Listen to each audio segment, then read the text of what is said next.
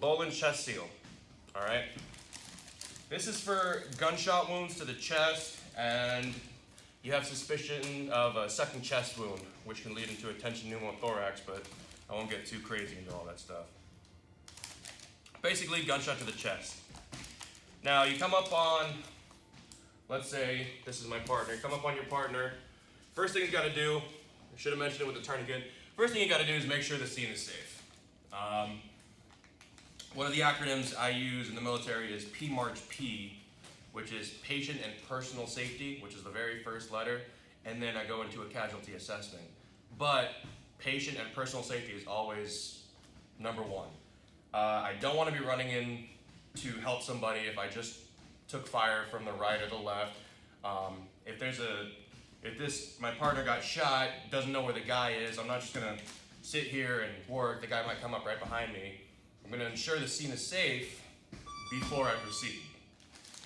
And if your military.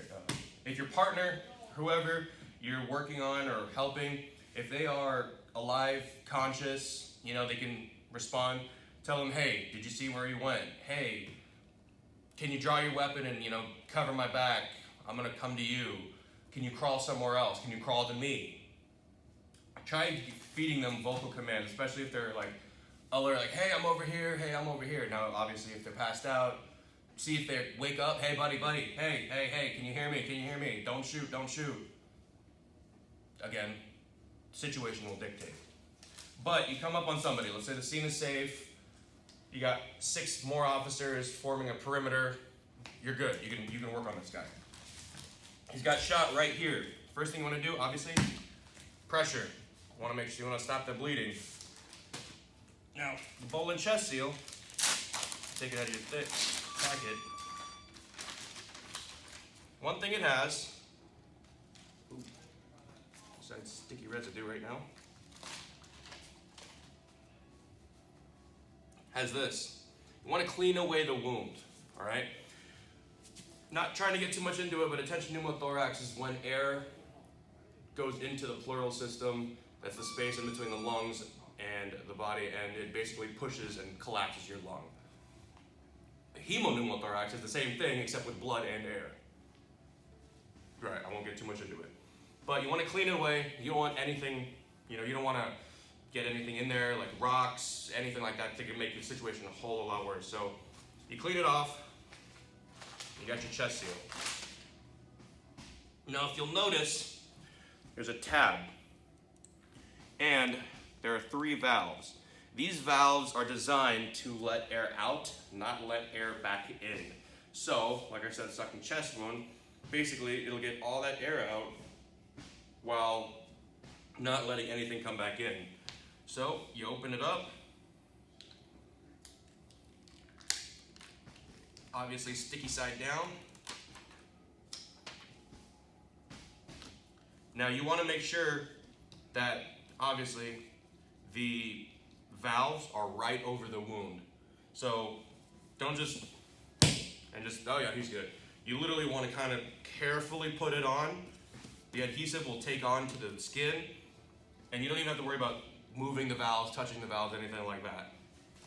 Now, what's very important about chest seals or chest wounds is, and I see this a lot in some of my students when I teach this, is they go, okay, chest seal's on, I'm going to continue down. I don't know a whole lot of bullets that'll just stop right there. I mean, it'll happen, but we can never be too careful. So, what you need to do next, buddy, I'm going to roll you, okay? So roll with me, 1, 2, 3. You got to check his back. Any sort of exit wound. Bullets can go in. They might not go out, but they can. So, if there's an exit wound, hey, I got another one right here. Same thing. You want to clean it off. If you want to use this again, you can. If you improvise, do something.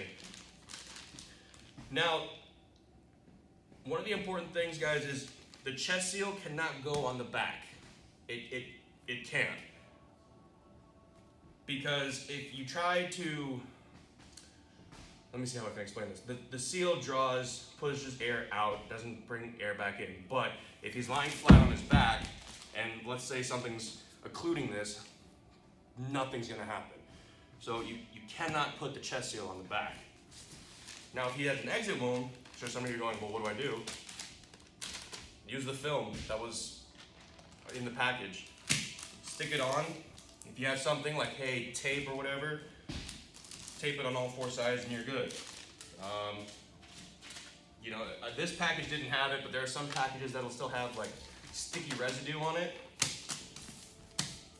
It's not the greatest, but it'll hold for now. You know, and hopefully by that time you got a paramedic or an ambulance that is right there, and you can be like, hey, man, this guy's got I just put a chest seal on him, and I don't have anything for his exit wound. I need help over here. Hey, you just saved them about 25 minutes. And that is basically everything you need to know about the chest seal. Every package, and one thing, side note, all this stuff that I'm showing literally can be found at any Army surplus store. Army military surplus store, I've seen them all. So if there's someone watching that's like, hey, you know, I want to carry some of that stuff, go down to a military surplus store and see what you find, because a lot of people just go, hey, I don't want this anymore. But let me go take this off real quick.